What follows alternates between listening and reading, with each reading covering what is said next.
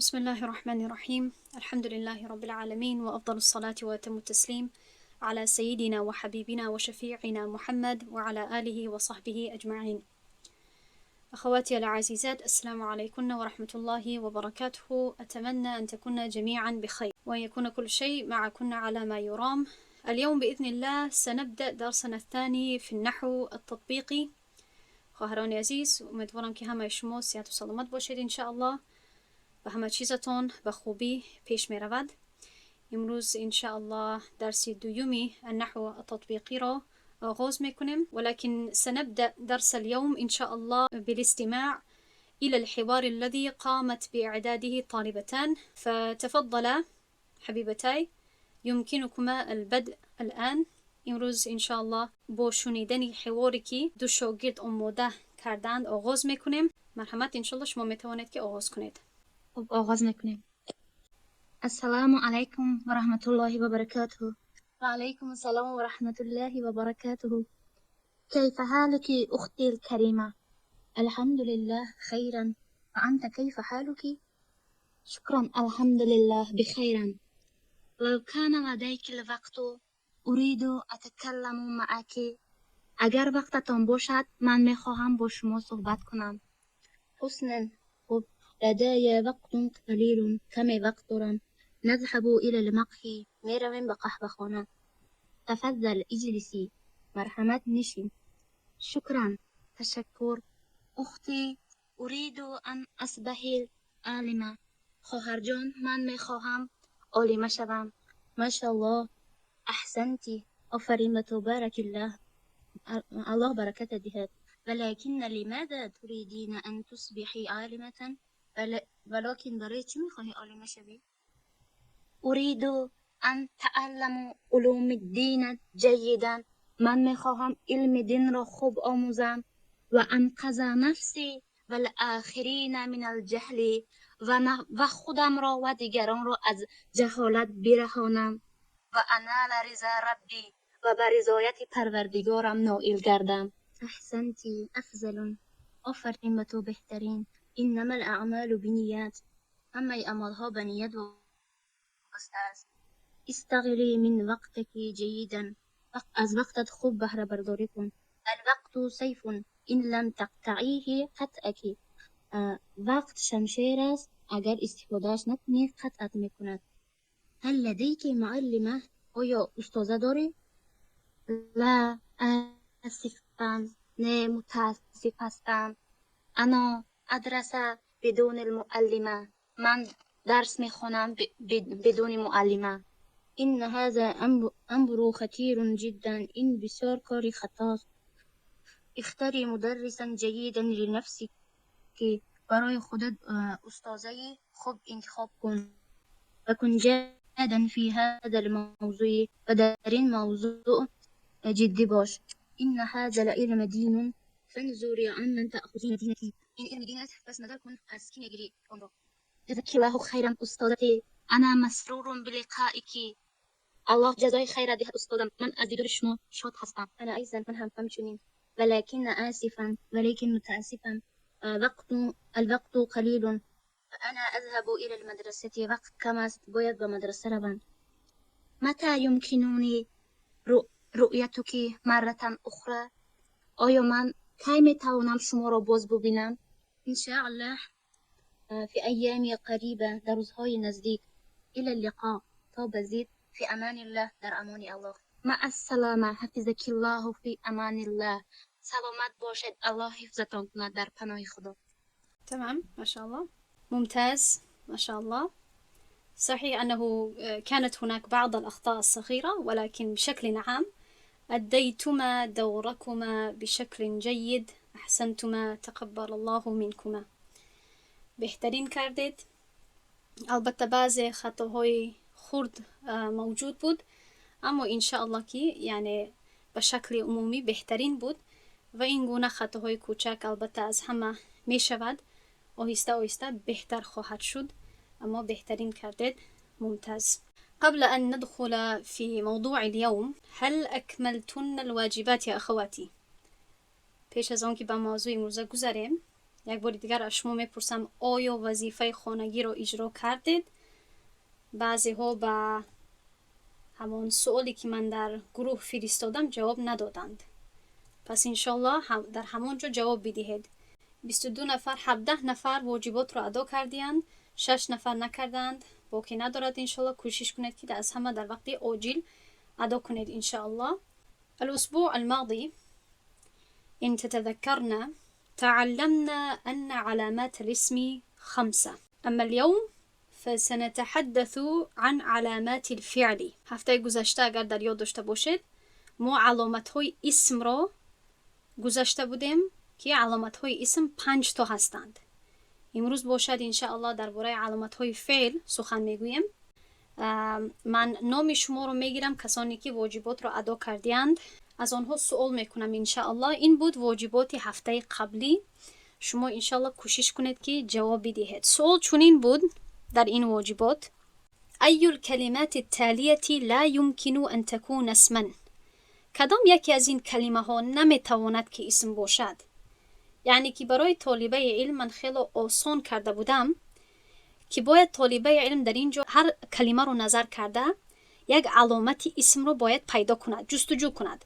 اگر علامت اسم نباشد همان کلمه رو چی گوید که این اسم نیست، از سببی که من در این یگام خیل علامت اسم رو پیدا نکردم.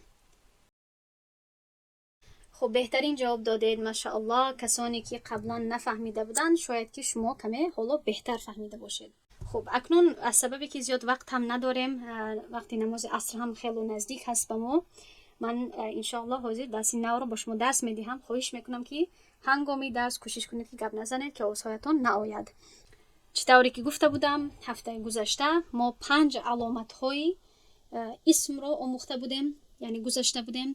انشاءالله در این هفته ما علامت های فعل رو میگذاریم. فاخواتی تأهبنا و حاولنا ان ترکزنا جیدا. آماده باشید و کوشش کنید که خوب دقت دهید. میگذاریم به ثانیا الفعل. در اینجا مؤلف اکنون میگذارد به قسمت فعل، میگوید که هو کلمه دلت على معنى في نفسها واقترنت باحد الازمنه الثلاثه. فعل کلمه هست که با معنای در خود اشاره میکند، یعنی که به مانند اسم در خود یک معنی دارد، فی نفسها در خودش یک معنی دارد، اما از اسم چگونه فرق میکند؟ با یکی از 3 زمانها وابسته هست. یعنی که در درون همین کلمه نه فقط معنا هست بلکه همان معنا با یکی از 3 زمانها وابسته هست: زمان گذشته، حاضر و آینده. و در درس‌های عربی ابتدایی من البته خیلی آسان کرده این رو تعریف کرده بودم و گفته بودم که فعل یعنی که کلمه‌ای که به یک حرکت یا عمل دلالت کند. وقتی که میگویم نوشت، خورد، شیشت، گفت، همه اینها چی هستند؟ عمل‌ها. پس این رو در گراماتیک عربی افعال گفته میشود، فعل‌ها، یا اینکه فعل مفردش. در اینجا مؤلف به ما مثال‌ها رو میدهد. نزدیکتر کنم. کتبه يدل على الكتابة في الماضي. كتب یعنی او نوشت، او یک مرد نوشت. کسانی که میخواهند که یعنی این درس ها برایشون آسان‌تر گردد، از شما خواهش میکنم که درس های عربی ابتدایی رو گوش کنید. مخصوصا 4 درسی آخرانش برای فعل ها بخشیده شده است و 6 درسی اولش برای اسم ها و حرف ها.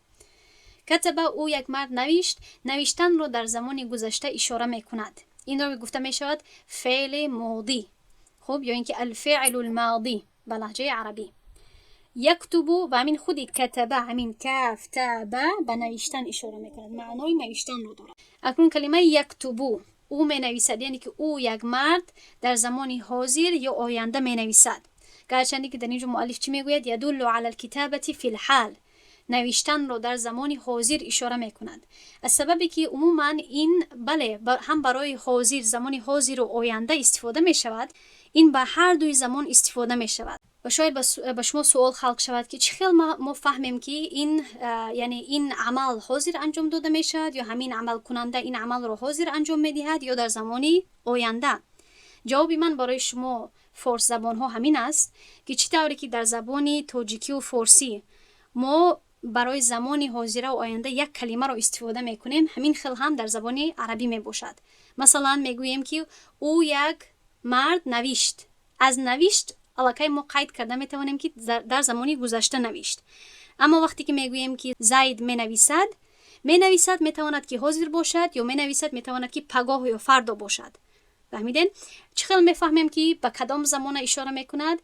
از کانتکسی همون سخن، از کانتکستی کلام.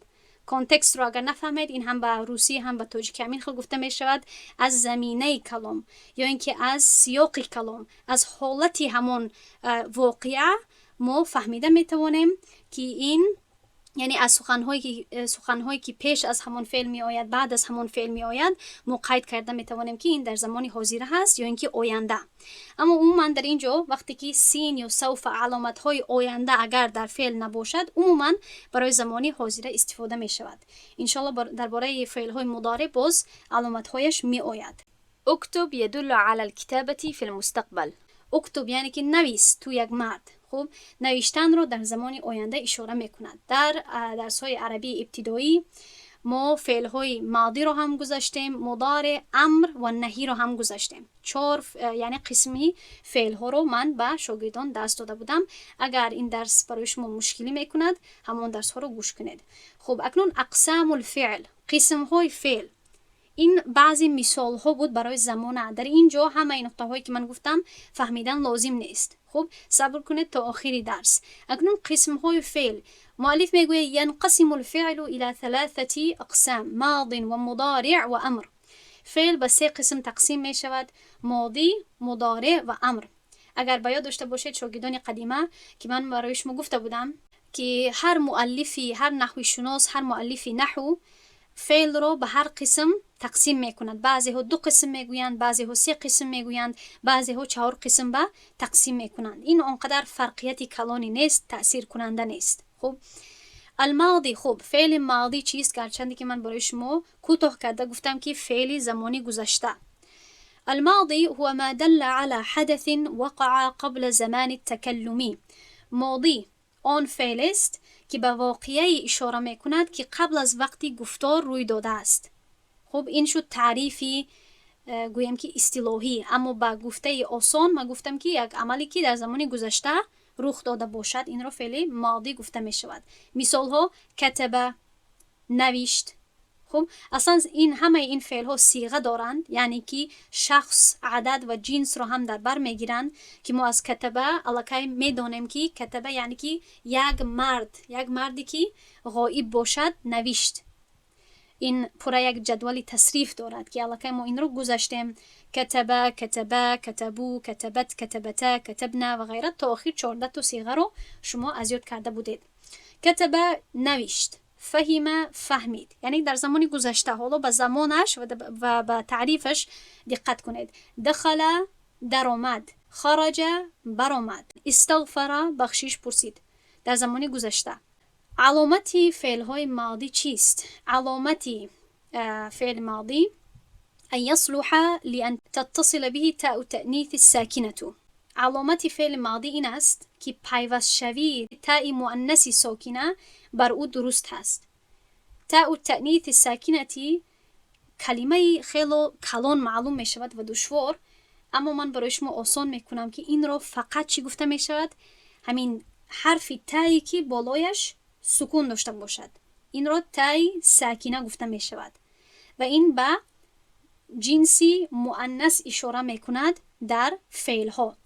در آخر من خلاصه کرده در سبوره در دوسکه برای شما می نویسم. این بود علامت فعل ماضی. می گذاریم به المضارع. در اینجا مؤلف می گوید المضارع هو ما دل على حدث يقع في زمان التكلم او بعده.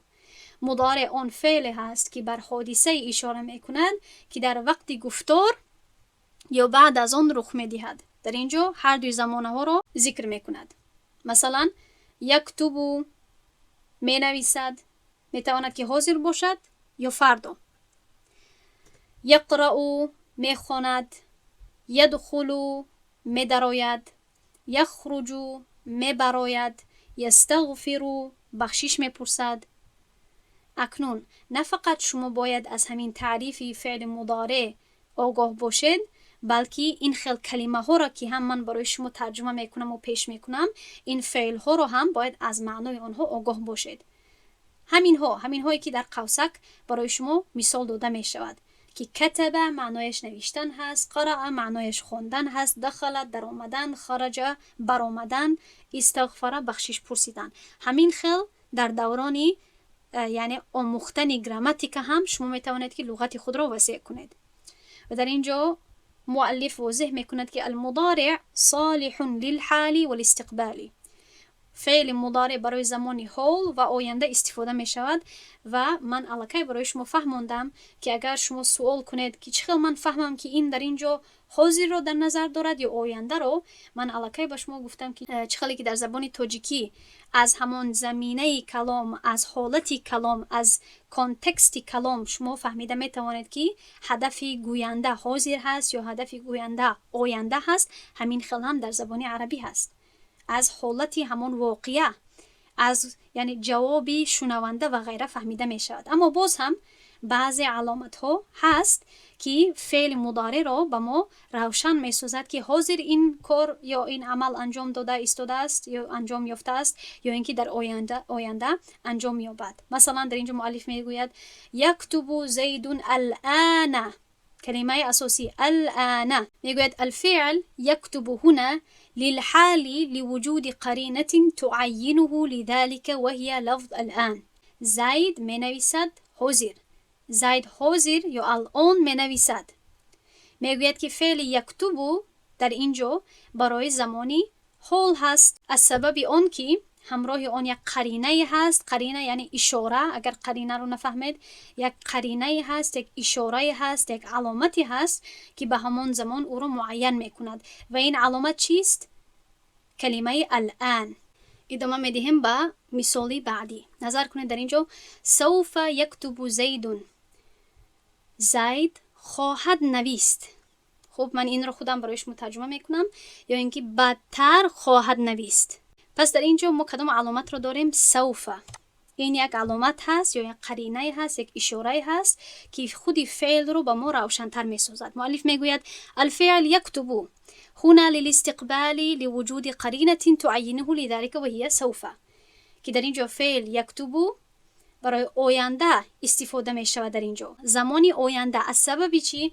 از سببی که همراه همین فعل آن قرینه هست که به آن زمان او را معین می کند و این قرینه و این علامت سوف هست. فهمیدین؟ یعنی که بدتر خواهد شد، بعدتر خواهد کرد. کدام فعلی که هست بعدتر خواهد پر کنید جای را. خب اکنون علامت فعل مضارع کدام هست؟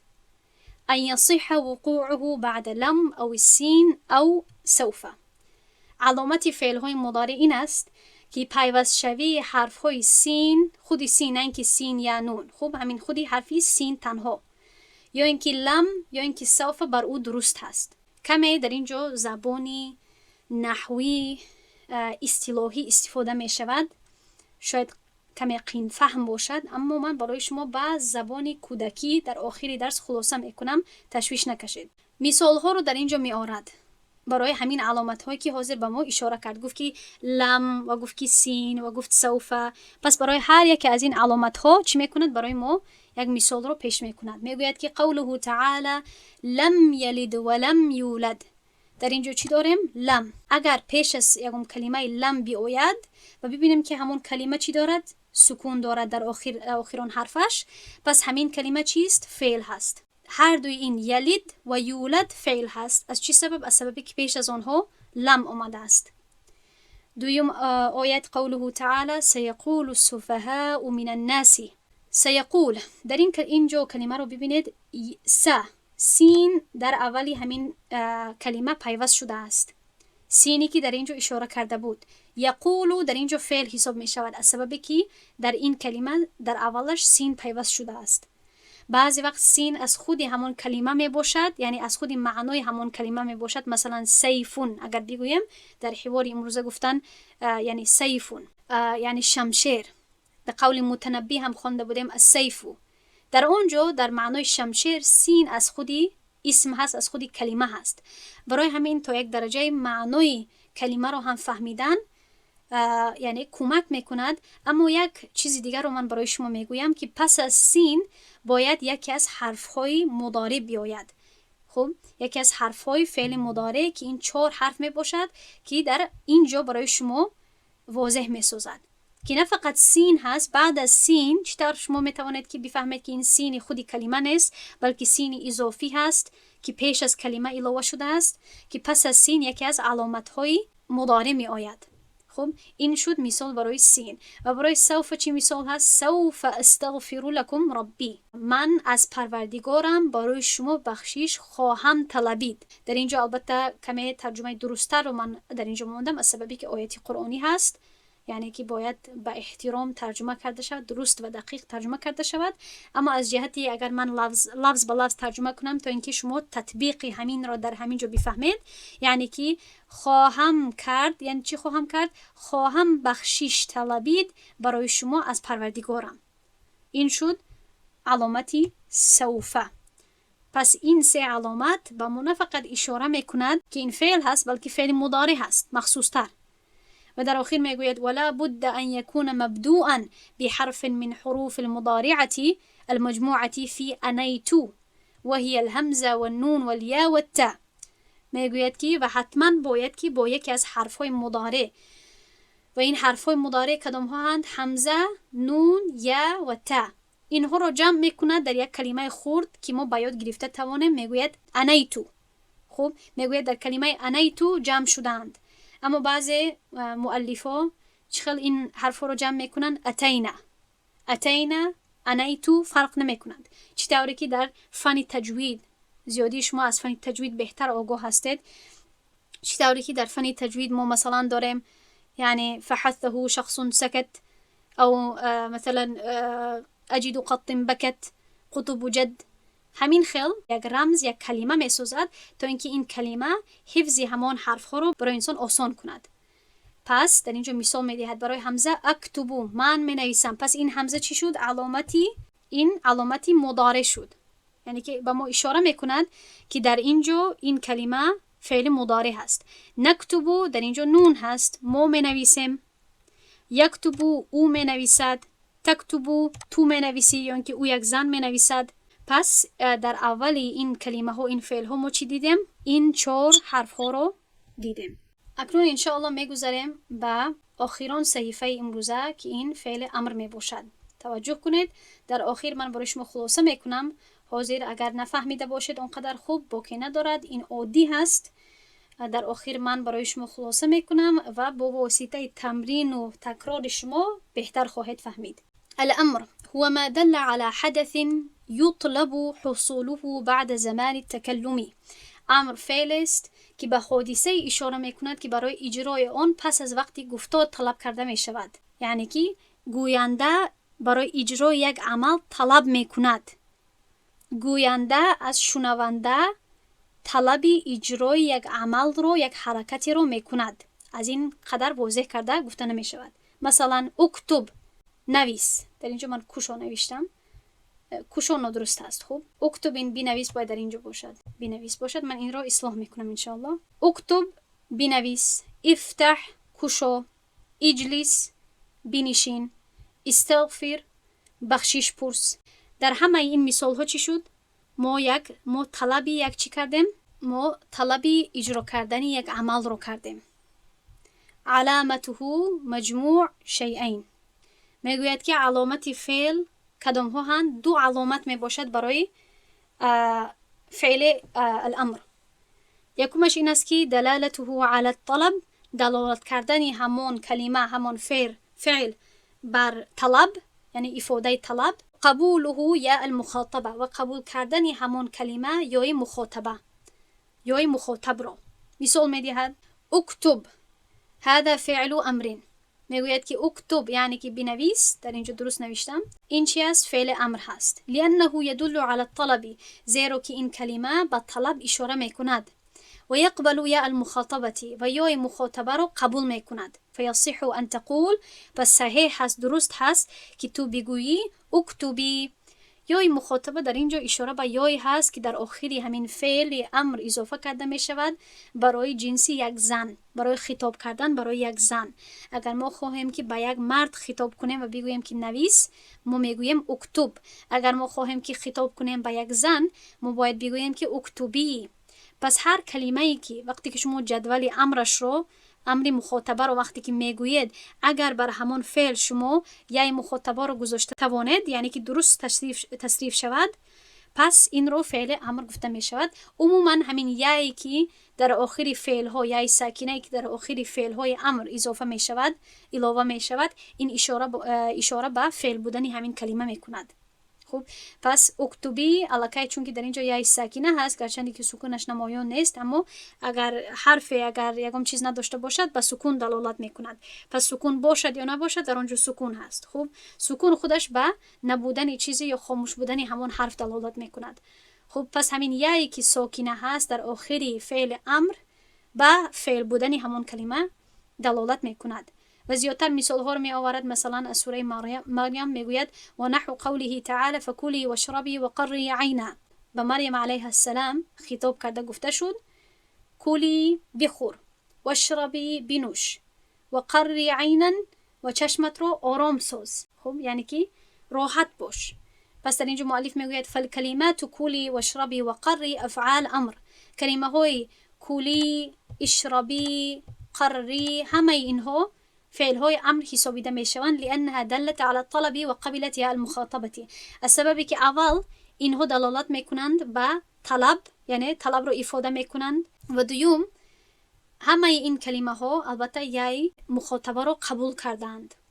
این اصلا بود کل، مثلا کل، کلا، کلو، کلی و کلی. خب یعنی که تو یک زن بخور. اشرب، اشربا، اشربو، اشربی. خب همین خیل هم هر یکی از این کلمه ها جدولی تصریفی امر دارد و اینها صیغه های واحدی مؤنثی مخاطبه می باشند. پس در اینجا یک مثالی رو می آورد که این دو علامت رو نداشته باشد یا اینکه فقط یکی از این علامت ها رو داشته باشد. برای آن که ما یک کلمه رو فعل امر حساب کنیم باید که هر دو اینها وجود داشته باشد. هم باید بعد طلب کردنی یک عمل دلالت کند و هم یای مخاطبه رو باید قبول کند. پس در اینجا مثال می آورد، میگوید که فإن دلت الكلمة على الطلب ولم تقبل یا المخاطبة نحو صح بمعنى اسكت فليست بفعل امر وانما هي اسم فعل امر. میگوید که اگر کلمه طلب رو افاده کند ولی یای مخاطبه رو قبول نکند، مانندی صحن، این کلمه صحن که به معنای خاموش باش، به معنای اسکت هست، پس این فعل نیست بلکه اسم فعل هست.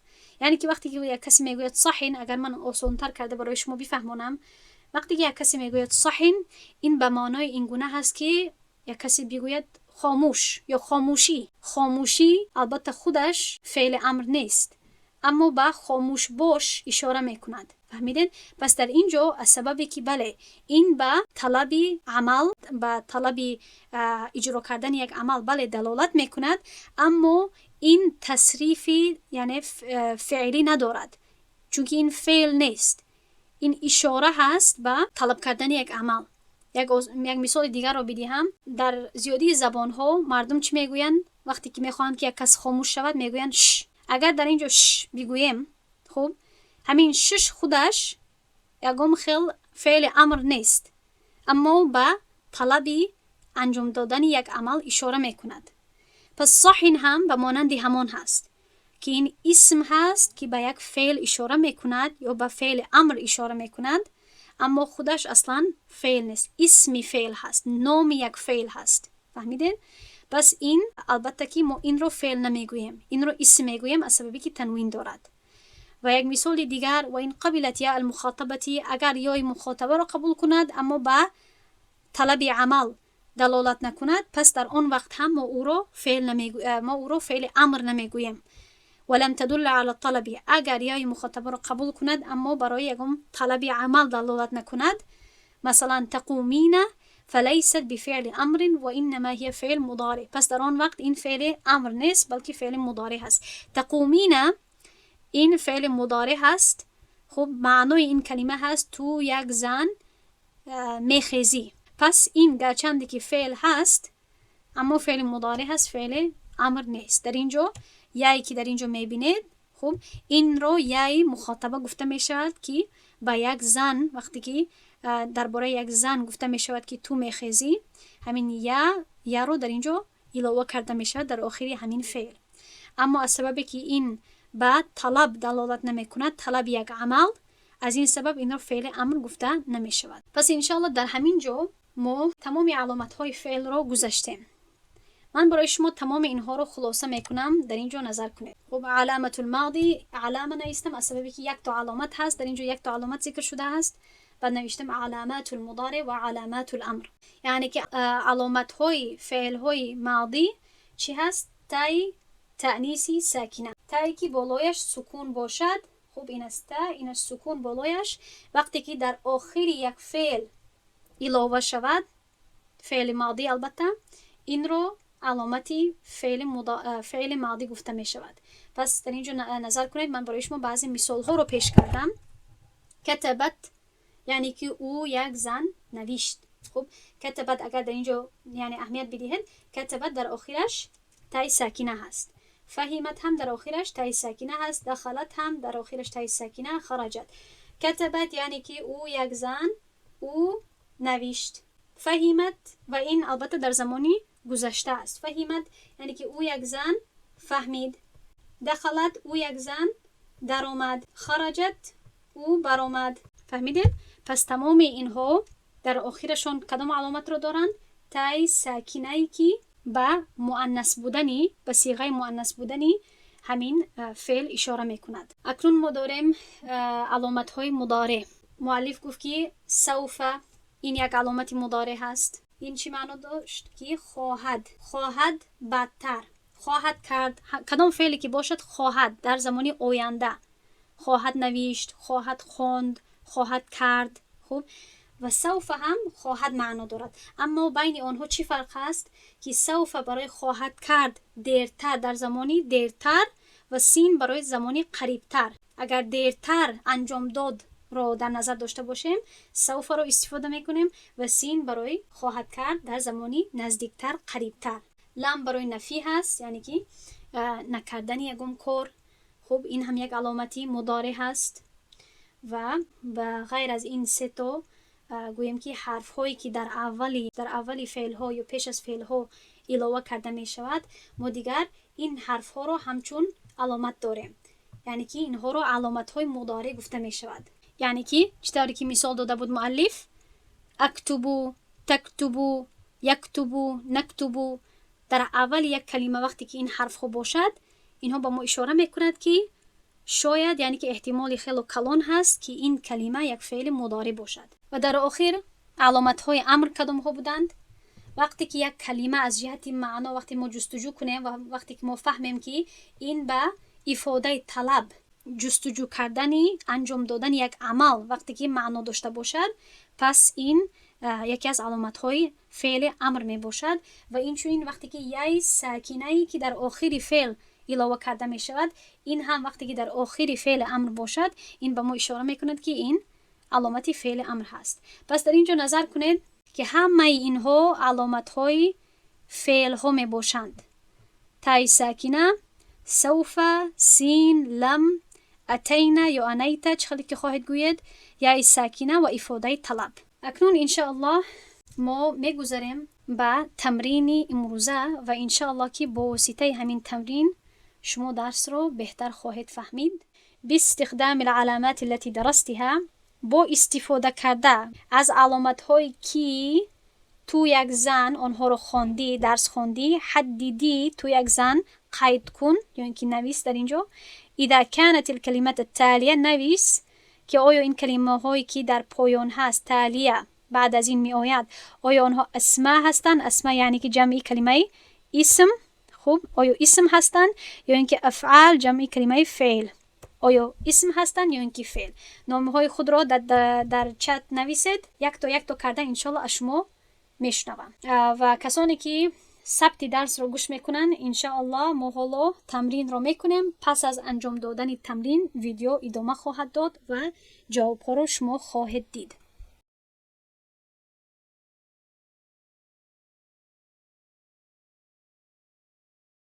خب بهترین جواب دادید ماشاءالله. پس این است جواب‌های تمرین امروزه ما. کسانی که زپیس رو یا ثبت رو گوش میکنن در همینجا وقفه کرده تمام این جواب‌هایی که شاگردان دادن آنها رو نظر کنید، خوب از خود کنید. انشالله اگر یکم سوال با شما خلق شود در گروه بپرسید. اکنون رسیدیم به پایان درس امروزه ما. این است درس وظیفه خانگی شما. نمیدانم از چه سبب متاسفانه در اینجا نوشته جاتش کمی بی‌ضبط شده است. در اینجا من حالا متوجه شدم، شاید از سببی که من این رو همچون PDF که گذراندم، شاید از همون سبب این گونه شده است. به هر حال من این رو اصلاح میکنم. اما وظیفه خانگی شما، واجبات شما تا هفته آینده این است که ضعی هذه الكلمات في القسم الصحيح. یعنی که در اینجا من از شما میخواهم ضعی هذه الكلمات في القسم الصحيح، یعنی که گذار تو یک زن تو یک دختر این کلمه ها رو، یعنی که من این کلمه ها رو در نظر دارم. خب من همه این کلمه ها رو نوشتم و در قوسک ترجمه کردم، اما نمیدانم که این چی شده است در اینجا. شاید از سببی که به زبان تاجیکی نوشتم کمی، یعنی در کامپیوتر مشکلات شد. اما من اینها رو درست کرده به شما دوباره روان میکنم اگر در کپی شما هم همین خیلی باشد. اما در اینجا کلمه ها رو ببینید و از همه این کلمه هایی که در پایان من نوشتم، لم، سوف تفعل، ستخرج، نفهم و غیره، همه اینها رو در قسمت های درست گذارید. در اینجا هست قسمت فعل ماضی، الفعل المضارع و الفعل الامر. خب انشاءالله ترجمه هاش رو درست کرده می نویسم، اما چطوری که می دانید اونقدر به ترجمه هم نیاز نیست. در همینجا درس ما به پایان می رسد. سبحان الله و بحمده، سبحانك اللهم و بحمدك، نشهد ان لا اله الا انت، نستغفرك و نتوب الیک. السلام علیکم و رحمت الله و برکاته.